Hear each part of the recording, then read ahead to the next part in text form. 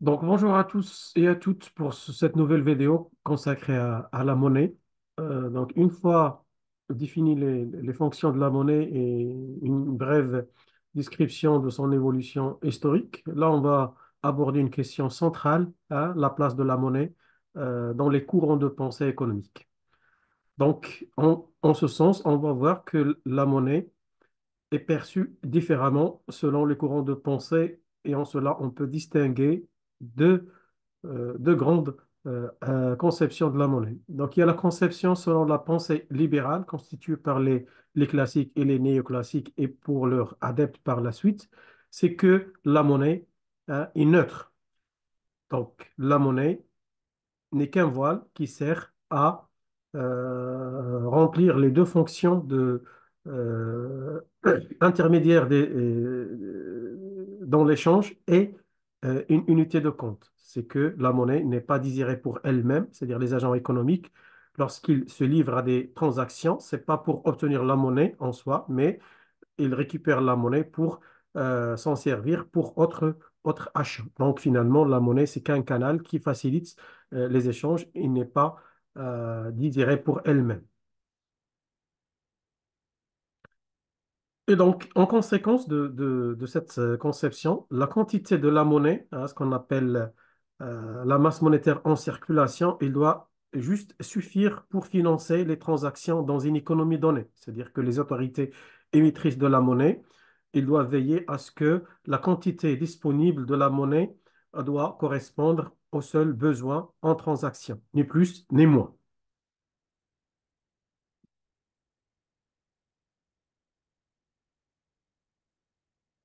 Et donc, cette conception de la neutralité de la monnaie a été vraiment schématisée par une équation, ce qu'on appelle l'équation, la formule de Fischer, M fois V égale à P fois T, avec M, la masse monétaire en circulation dans une économie, V, la vitesse de circulation de cette monnaie, P, le niveau général des prix, et T, le volume, le nombre de transactions, toujours dans cette économie. Donc, il y a toujours cette égalité. La masse monétaire en circulation multipliée par la vitesse de circulation est égale au rapport, pardon, au produit des prix fois le nombre et le nombre de transactions. Et donc, selon cette équation, donc un niveau d'activité stable, c'est-à-dire une vitesse de circulation stable et un nombre de transactions stable. Donc, toute augmentation de la masse monétaire en circulation M ne peut se traduire que par l'augmentation du niveau général des prix. Et donc, une quantité supplémentaire en masse monétaire en circulation se solde par une augmentation du niveau général des prix. Donc, ça veut dire ça génère de l'inflation. Et donc, euh, cette conception libérale, elle met en garde les autorités monétaires à de vouloir augmenter la masse monétaire en circulation parce que cela pourra se solder par une augmentation de l'inflation et donc cette intervention est nuisible et contre-productive. Pourquoi? Parce que il se solde par une augmentation des taux général des prix, c'est-à-dire du niveau général des prix, donc de l'inflation. Et donc, pour des raisons de stimulation de l'activité économique, l'augmentation de la masse monétaire est dangereuse aux yeux des libéraux, parce que ça se solde par de l'inflation. Et donc, l'inflation, c'est vraiment quelque chose de très, très, très, très, très mauvaise pour l'activité économique parce que ça fait réduire considérablement le pouvoir d'achat des ménages, mais c'est aussi, ça perturbe les perspectives des entreprises en matière d'investissement. Et donc, finalement, euh, l'inflation, c'est un manque de visibilité et une perte de la confiance de la part des agents envers cette économie. Donc, finalement, l'inflation, c'est ce qu'il y a de très dangereux pour une économie. Alors, ça, c'est la position libérale. Donc, ça veut dire qu'il faut maîtriser, la Banque centrale, il doit maîtriser la quantité monétaire en circulation pour éviter l'inflation. En revanche, chez les keynésiens, donc, il y a une autre conception tout à fait aux antipodes par rapport à celle adoptée par les libéraux. Donc, pour les keynésiens, d'abord, la monnaie n'est pas neutre, car la monnaie peut être désirée pour elle-même. Donc, lorsqu'il y a une mauvaise conjoncture économique ou en cas d'incertitude, certains agents économiques peuvent préférer garder la monnaie, hein, et ce pour deux raisons. Soit pour un motif de précaution, c'est-à-dire que les agents, lorsque la conjoncture économique est mauvaise et incertaine, ils préfèrent garder la monnaie pour faire face aux aléas de la vie.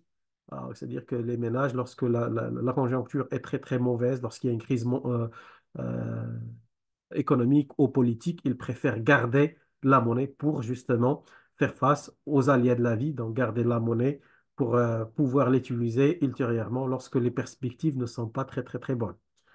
Donc ça, c'est ce qu'on appelle le motif de précaution. Ensuite, il y a un autre motif, ce qu'on appelle le motif de spéculation.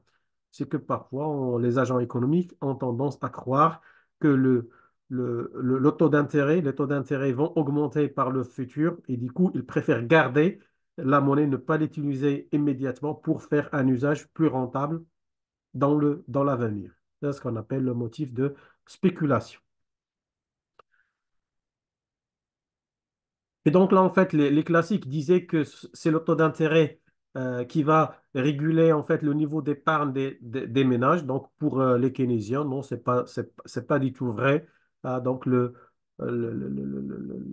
l'incertitude du contexte économique euh, trouble un peu les perspectives des agents économiques. Il rend incapable le taux d'intérêt sur le marché bancaire de réguler quoi que ce soit. Donc, et donc, ça crée vraiment une sorte de confusion pour les agents économiques. Et donc là, donc pour les Keynésiens, donc les autorités monétaires et la politique économique d'une manière générale peuvent se servir de la monnaie, de l'instrument monétaire pour relancer l'économie, hein, ce qu'on appelle une politique monétaire expansive à travers laquelle les autorités monétaires augmentent la masse monétaire justement pour réduire le taux d'intérêt. Parce qu'en fait, sur le marché bancaire, donc plus la quantité monétaire disponible est importante, plus les banques auraient tendance à baisser les taux d'intérêt proposés aux investisseurs et aux ménages lorsqu'ils cherchent à avoir des crédits à la consommation ou des crédits pour l'achat de logement. Et du coup, en fait, l'augmentation de la quantité de la monnaie fait baisser le taux d'intérêt et fait encourager la consommation, l'accès au crédit pour les entreprises et pour les ménages. Et du coup, ça permet de relancer l'activité économique. Mais même dans ce sens, c'est-à-dire que la conception keynésienne, elle met en garde contre ce qu'on appelle la trappe à liquidité, c'est que par moment, lorsque il y a une quantité importante, ben, les agents peuvent spéculer sur une augmentation des taux d'intérêt et du coup, en fait, leur préférence pour la liquidité deviennent absolue.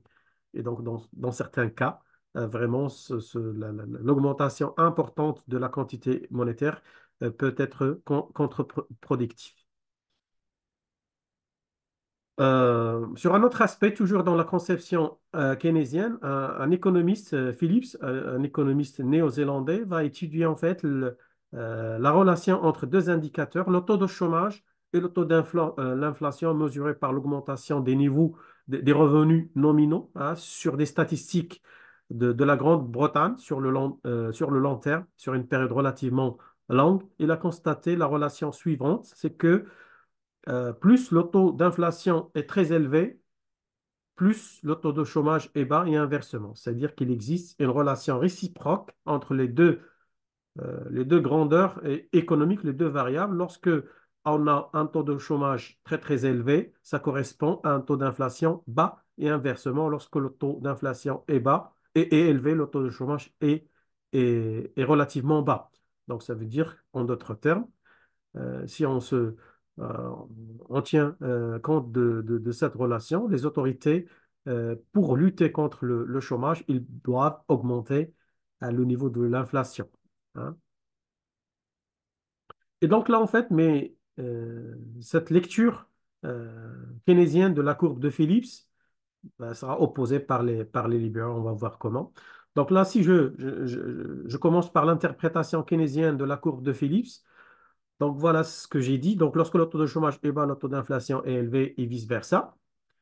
Mais donc la corrélation entre le chômage et l'inflation, ça c'est l'interprétation, euh, toujours l'interprétation euh, libérale, donc dit que la relation entre le chômage et l'inflation est une relation de court terme. C'est-à-dire que on peut, sur le court terme, constater que lorsque le chômage est élevé, l'inflation est basse et inversement, parce qu'il y a ce qu'on appelle le phénomène de l'illusion monétaire. C'est que parfois les entreprises, pour augmenter les salaires, pour encourager ceux qui sont au chômage à accepter de travailler, donc ils augmentent le salaire, ce qu'on appelle le salaire nominal. Et sauf que par la suite, les prix vont augmenter et du coup, en fait, l'augmentation du salaire nominal euh, va réduire le pouvoir d'achat parce que les prix des autres biens vont augmenter en même temps, ce qui va réduire le taux, ce qu'on appelle le salaire réel. Et du coup, en fait, beaucoup de ceux qui travaillent à ce salaire nominal vont quitter le marché du travail. Pourquoi? Parce qu'ils constatent qu'ils travaillent finalement pour un salaire réel qui est bas.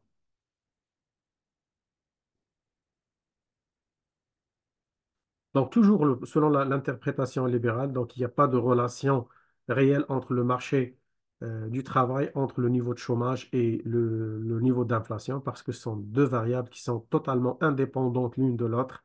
Et du coup, en fait, le chômage, c'est un problème structurel qui n'est pas du tout lié au niveau d'inflation. Et donc, pour lutter contre le chômage, surtout, il ne faut pas utiliser l'augmentation de la masse monétaire, c'est-à-dire l'inflation, pour réduire le chômage, parce que la lutte contre le chômage nécessite une réforme structurelle sur le marché et non pas une intervention à travers une politique monétaire expansive.